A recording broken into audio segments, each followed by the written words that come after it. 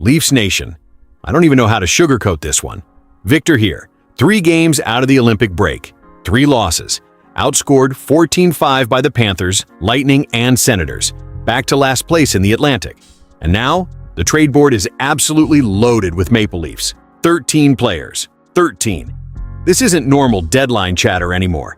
This is a franchise staring at itself in the mirror.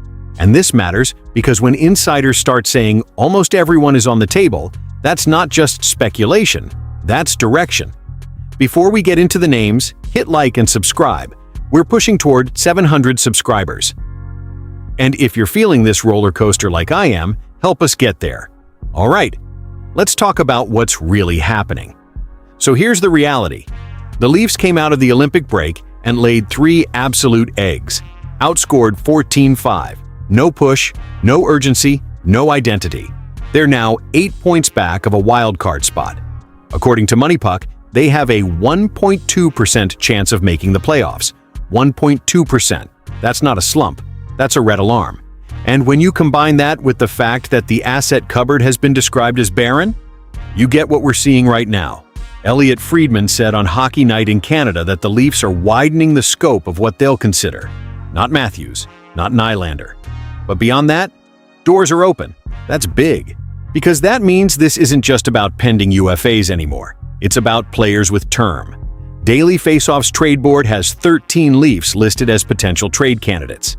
13. Here's the list, in order of likelihood, according to Matt Larkin, Bobby McMahon, Simon Benoit, Scott Lawton, Brandon Carlo-Calle, Yarncroc, Oliver Ekman-Larsson, Nick Robertson, Max Domi, Matthias Maccelli, Anthony Stolarz, Nicholas Roy, Morgan, Reilly, Troy, Stecker.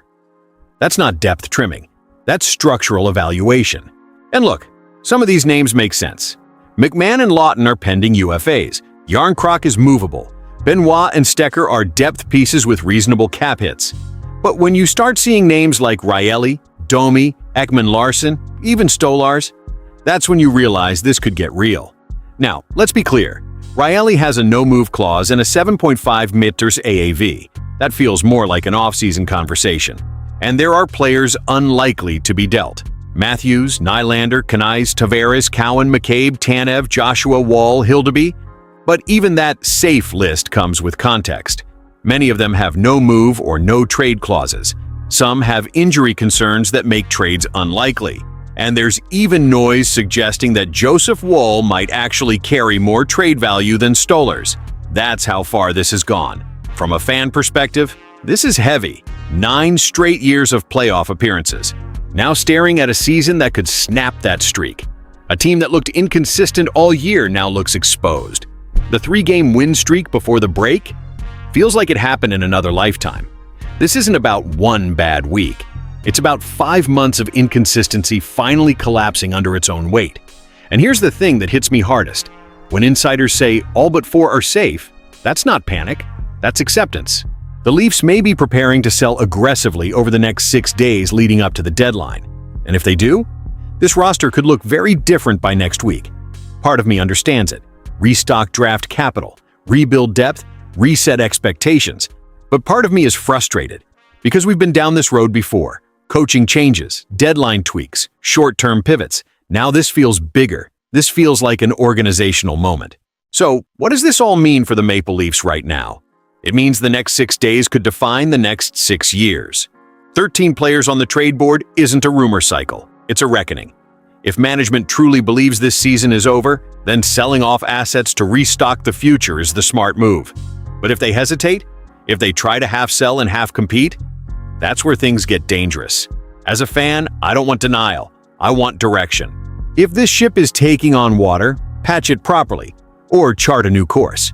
Because right now, it feels like the good ship Maple Leaf is in for rough waters, and we're about to find out who's staying aboard. There's frustration, there's disappointment, but there's also opportunity. And what happens before the deadline will tell us exactly how serious this front office is about fixing this. Now I need to hear from you. Which of those 13 names would you move first? Is there anyone on that list you absolutely refuse to trade, or is it time to reset almost everything? Drop your thoughts in the comments. Let's have a real conversation about this. If you're riding with Leafs Nation Report, hit like and subscribe. We're pushing toward our 700 subscribers. And I'd love your help getting us there. I'm Victor, and whether this deadline brings chaos, clarity, or both, we'll break it down together. Go Leafs, go!